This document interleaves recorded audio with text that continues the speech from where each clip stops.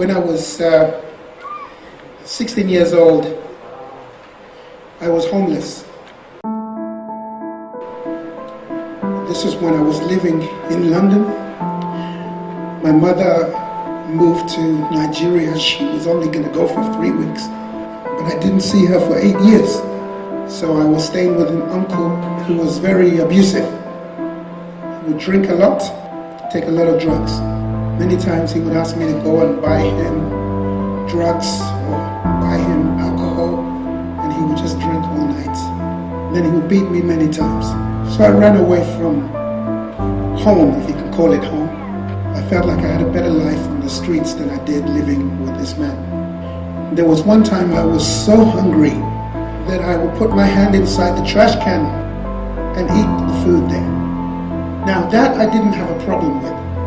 The problem started when I would take food out of the trash and not be embarrassed. I would put my hand in the trash and eat in front of anybody.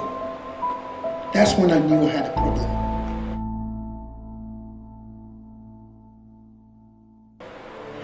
One day I had this experience where I put my hand in the trash and I had a hamburger. I was about to put it in my mouth and somebody slapped it away from my hand like this, whoosh, and the hamburger went flying. And I was so mad.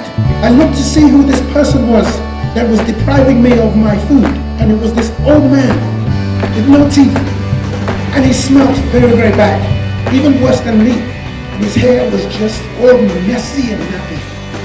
I looked into this man's eyes, and he said to me, "Son, you should not be here." And he pointed to the trash can.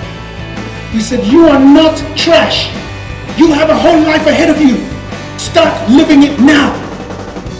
Nobody had ever talked to me that way before. From that day, everything changed. 16 years old. I started to dream big. One day I was standing outside a place called the Royal Albert Hall.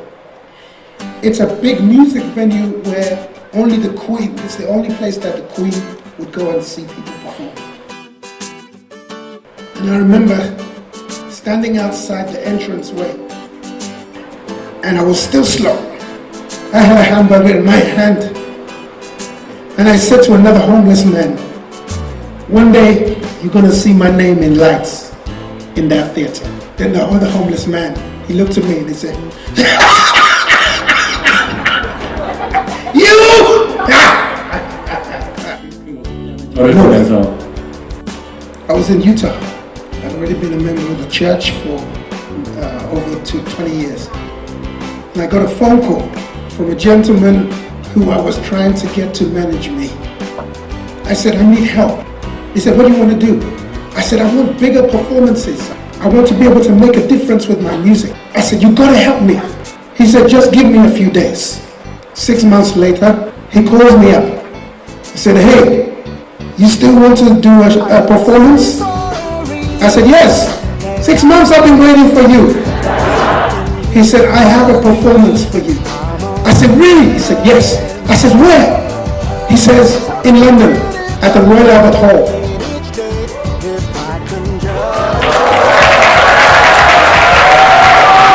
I couldn't believe it. I get to the Royal Albert Hall. The first time I meet my manager is backstage. I took my manager outside the front entrance. I showed him the trash can. This was the same place I used to stand outside homeless, dreaming one day my name would be up there. When I went on stage that evening, I told the audience to never stop dreaming. Dreams do come true.